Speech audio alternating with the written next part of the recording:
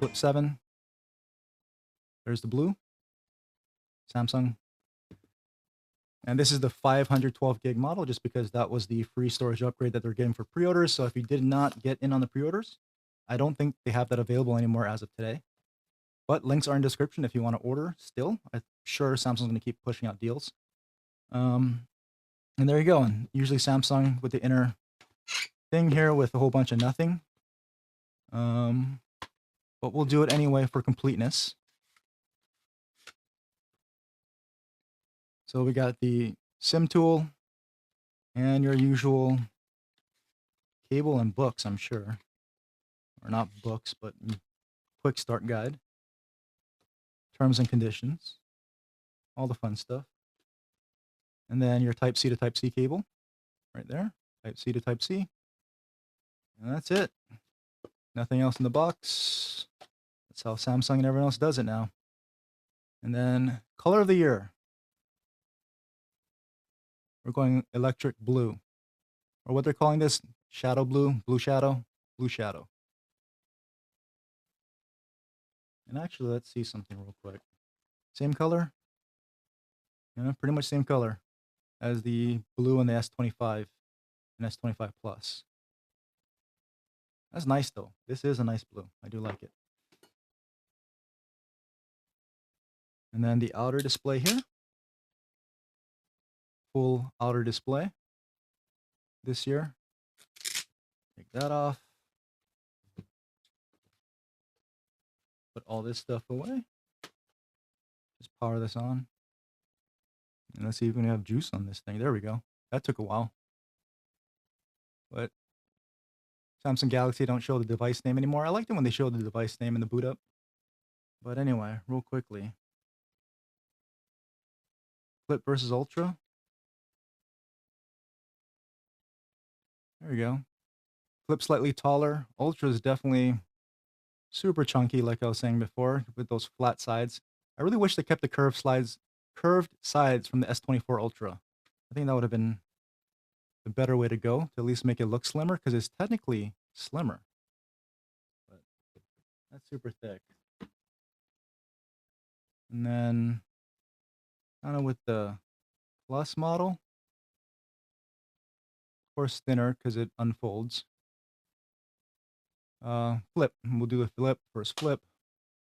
There we go. So there's the side profile. No real gap that I can see. They took care of that in the last iterations. There's the hinge. The Samsung Flip. And let's actually look at the crease on this thing, since that's a big sticking point for a lot of people. You can see it there with the lights. There we go. This one seems to be a lot less of a dip in that crease. So not sure if they improved that since the Flip 6 or not, but definitely much better than previous iterations. So we'll just blow by the whole setup here. I don't agree to optional stuff. Set up manually, skip, continue. But this, I think, is supposed to be wider than the Flip 6, so just a bit wider. Obviously, full cover display is the big deal this year. Might have improved that crease. I can't remember. I'm pretty sure it's more pronounced than the last one, at least from what I can see in that one. Set up later. I just want to get to the home screen. I can reset this up later on my own. Do not send data. Have you seen this before on settings? I know this is kind of bright, but I can't turn on the brightness. Depending on your region, we may have to restrict inappropriate content in Samsung apps for minors. And especially calling out Utah. I mean, that makes sense, but I mean, all right, I'm not going to go there, but we'll just say other state. Actually, let's start in light mode. And here's your usual warnings about knowing how to actually use a foldable phone that they've been doing since the very first fold. So if you don't know what you're doing, don't get one of these. And there we go. Let's turn on the brightness. There we go. So there's the home screen. Does this come with EMUI or not EMUI, One UI. Oh, Samsung gonna be pissed about that one. Um, software, One UI 8, yeah. One UI 8, Android 16 straight out of the box, May security update, or May Google Play, and June Android security update out of the box. I wish they would just put the gestures on by default instead of the navigation buttons. Who uses the navigation buttons? Let me know in the chat. I've just gone all in on gesture navigation at this point. I don't even know if I could use buttons anymore. That'd be kind of weird to me. See, I'm trying to already use the gestures, so let's use gesture. There we go. Swipe gestures. All right, that was fun. Other stuff in here, display. Let's just go to dark mode already. That looks better. Out of the box. Out of the box, I thought they enabled vertical scrolling. Anyway, so if you don't know about how to enable vertical scrolling, we'll go into three-dot menu. We'll do sort, alphabetical order, and now it's swipe up and down for scrolling. There we go. I thought they enabled that default out of the box from the last set of, I think the S25 series. I don't know. Anyway, that's how to do that. The other thing I don't like is this split. So the quick settings and your notifications are split, kind of like how some of the non-US manufacturers have been doing it for a long time. So if you're not used to that here in the US, then you just go to settings, edit that, and we should be able to do panel settings and together. So there we go. And done. So now it's all one swipe. So swipe down for quick settings, or once for notifications, twice for quick settings, just like old school Android intended. But still some bloatware. I mean, depending on what you consider bloatware, it's still pretty minimal. Spotify, Facebook, Netflix.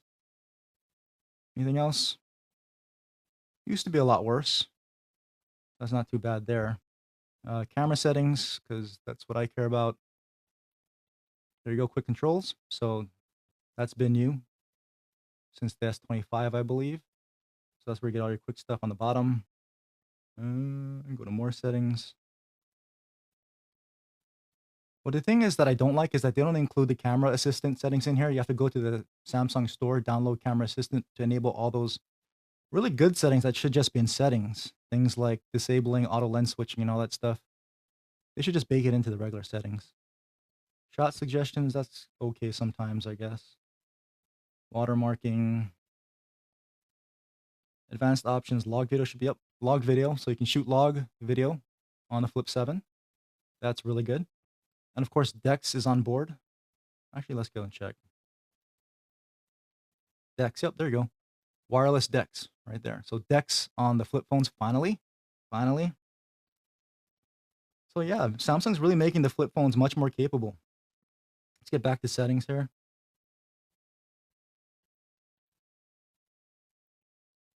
Advanced video options. So yeah, log video to me is a big deal.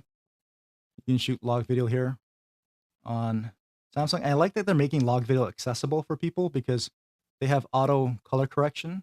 So if you don't know how to color correct your video, you can still benefit from shooting in log, and Samsung will help auto correct it for you if that's what you want. Tracking autofocus, composition guide now. Shooting methods, things to keep, floating shutter. I don't like floating shutter, but pump it captures by default. That's nice. That's usually not the case. Things to keep, pretty much everything. Camera mode, selfie angle, resolution filter, super steady. I just like to keep everything that I set. I don't want to manually go back and change things. And there, yeah, that's basic. So they really need to put in the camera assistant settings into the main camera app. It's really annoying. Let's see. Max zoom is still going to be 10x for your photos, which is kind of lame, but I get why they do that. They want you to get the more expensive and more capable devices.